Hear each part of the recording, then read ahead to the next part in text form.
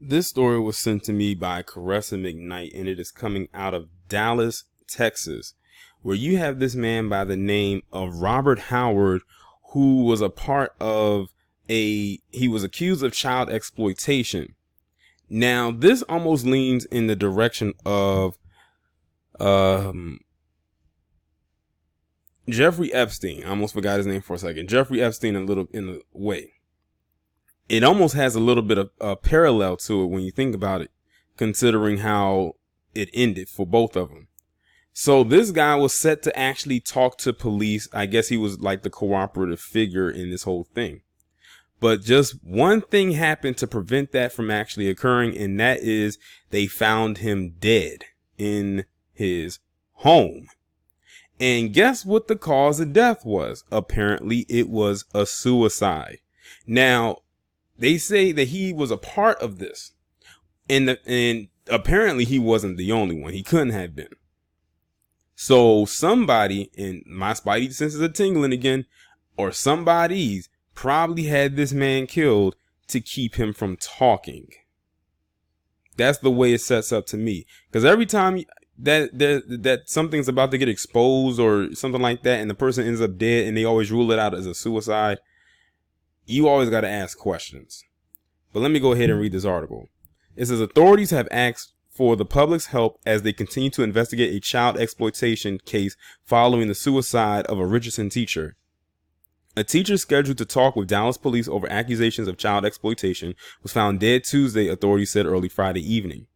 A teacher at J.J. Pierce High School, 45-year-old Robert Howard Temple, committed suicide, Garland police confirmed. Meanwhile, police have asked for the public's help as they continue to investigate the child exploitation case involving him. The J.J. Pierce teacher was scheduled to talk to police after investigators determined he was involved in a relationship with a student at another school. The day Temple was found dead, Mike Evans, the principal at J.J. Pierce High School, said Temple passed away unexpectedly. In the message, Evans said Temple worked at the school for 2 years and will be dearly missed by his students and colleagues alike. Friday, Jeannie Stone, the Richardson Independent School District superintendent, sent another message to parents after the district received news that Temple was under investigation.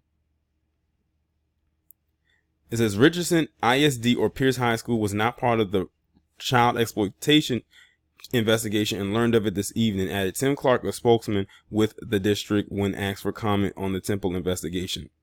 Now, let me tell you why I do not believe wholeheartedly that he committed suicide. And it's only one thing. Because he was set to talk to the officers. He was going to be interviewed. He was probably going to start naming names of other people that was involved in this. Was this a sick man? Clearly, he had a relationship with another student at another school. He was 45 years of age, and I'm telling you, it's a child exploitation. They might as well put ring after it. There's more than one person that was involved, and he was probably the only one that they caught. And they's like, you know what? We need to keep this going. So we know he is going to talk. So we got to kill him right. Or we got to find a way to kill him and make it look like a suicide. Because I'm like this. If he wasn't going to talk to the police, he would probably still be alive. But they said he agreed to talk to them. It said that he failed to show up for a police interview. And then they found him dead, and it was automatically ruled as a suicide. So I think that somebody else or somebody else's was involved with this. That's why I said it kind of plays up like the whole Jeffrey Epstein thing for me. And ironically, it involved young adolescents again, and it was a palm-colored male at that, as far as being a grown adult goes. But I'm going to let y'all decide down in the comments. Do you think this was like another Jeffrey Epstein type thing, not on the grand scale as a Jeffrey Epstein, but like similar as far as how the stories play themselves out? Or do you think he actually committed suicide to avoid talking? Although I truly believe that if he wasn't going to talk, then he would probably still be alive. But y'all let me know what y'all think about this down in the comments. Like, share, subscribe. I'll talk to you in the next one.